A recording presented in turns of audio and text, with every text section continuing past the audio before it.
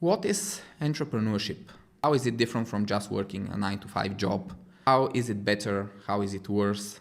And how does all of this come together with our philosophy, not only about business and making money, being fulfilled in work, but also about life? We'll talk about this. Entrepreneurship is mostly the strive for long-term freedom.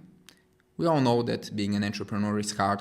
You have to do many different things at once, which are mostly done by your employer if you're at a day job. But despite having to take a lot more risk and doing a lot more different things and being much harder at the start, the payoff is just immense compared to the day job. Why is that? Because of time. Because in time, with entrepreneurship, you can grow more, not only in terms of finance, but also in terms of knowledge, in terms of experience, in terms of confidence. It's just different when you're responsible. Even if your day job is as a very responsible worker, you can be a frontline critical worker that is responsible for people's health, for the well-being of a community. It's very important, of course, and there are many hero people who did these jobs, and I don't want to say anything bad about them. On the contrary, it's absolutely wonderful that people will want to be like doctors, ambulance drivers, frontline workers. But from your personal perspective, if you want to somehow succeed yourself and then help others, then it's very important that you understand how everything can develop in time, and that taking ultimate responsibility is the best thing you can do. And at a day job, you never have ultimate responsibility, because the fate of the business, the organization, the government that you work for at your day job is never in your hands. So you can never have ultimate responsibility, only partial. And this difference is a night and day difference. So it's very important that you take responsibility as an entrepreneur, that you learn fast, and that there is no limit to the different things you can do and no limit to the speed and scale that you can grow. As an entrepreneur, you often start as a freelancer, and then to be a real entrepreneur, you have to hire some people, you have to delegate. This is hard on different levels, and this is where a lot of people really don't develop and just remain freelancers.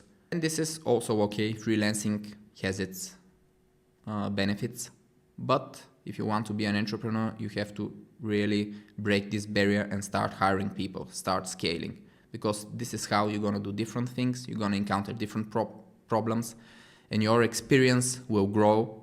And this is the most important thing, because experience turns into intuition, and intuition is everything. We have a theory in I Grow Younger about trap words. Trap words are words that are in language, big important words like business and work. But these words don't really function as other words. Here's why. When language evolved and the brain center for language evolved a long time ago, life was very simple. One word, one object, human, bison, fur, food, everything had a clear meaning. So when people heard bison, they knew what this is, and the object of bison in the brain that represents the word had always the same level of complexity. So it could be a word, it could be a category word like food, but it was never too complicated. You always knew what it was immediately, intuitively. But in the current age, things have changed. When I tell you the word work, something like 6 or 7 different relationships you have with your employer.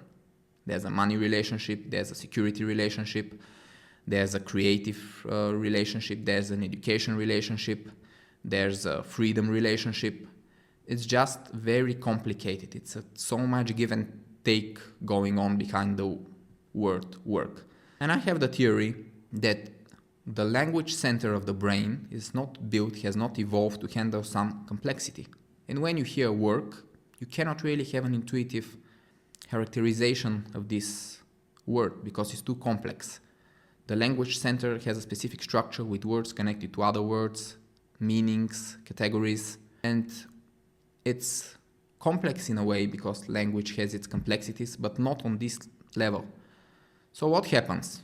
You hear or read the word work, and my theory is that it goes, of course, into the language center of your brain, but then your brain blocks, it just dies like a computer process because the complexity is too much to handle.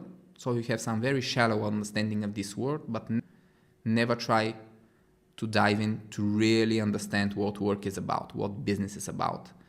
And there are other words like this too, about 10 of them at least, that I have singled out.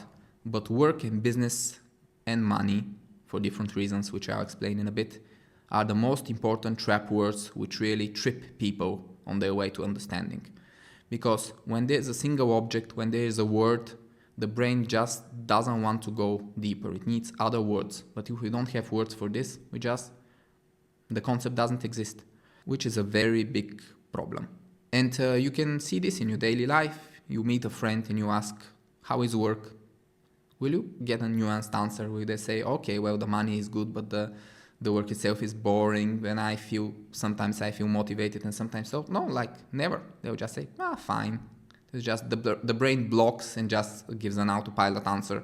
And this is a big problem. But once that we know that it's there, we're going to tackle it. We're going to divide concepts like work and business into their flows, what makes them really the concept that they are. And why is money such a word? With money, you would say, well, money is different. Money is elementary. We all grow up with money. And so what's complicated about money? It's just a word. We all know what it means. We have a deep relationship with money. Money is our religion in a way because we all believe in it, making it a true thing, a true concept that is helpful for the world. Well, with money, it's a different problem, but it's the same kind of problem. Because money is a word, so it's in the language center of the brain. But money is a numerical concept. Money is just numbers. So each time you hear the word money, you're supposed to be hearing 10,000 or 5,000 or 5 or 10 or 20. You should be hearing a number, so your mathematical part of the brain should be activated, but instead you're just hearing a word. So money is this abstract thing for people that they cannot really dive in. And when they start a business, they're dealing with money all the time, with numbers. But unless they're experienced, they don't really see them as numbers. It's just meaningless, abstract words like this is expensive, this is cheap. And if you see the successful businessmen, the successful entrepreneurs, they're extremely specific when talking about money. When they're talking about a company or a person, they immediately say, well, I think he makes 2 million a year, or I think this company has 10 million of revenue. And it's for a reason, because they have overcome this stupid, abstract way of thinking about money and are thinking about money in terms of numbers. And when you start to thinking about money only in terms of numbers, without approximation, always trying to guess the exact number, and it's for other business metrics, not just money. For example, you can try to guess how many people work in a company of a certain size. You can try to guess the number of clients or the average retention of a client, all of these metrics. You just need to work with numbers. And when you say money, you don't say a number and it's meaningless. That's what it is. So a very important part of me in building my business, about being an entrepreneur, is about feeling the numbers behind money. You cannot put everything in an Excel sheet.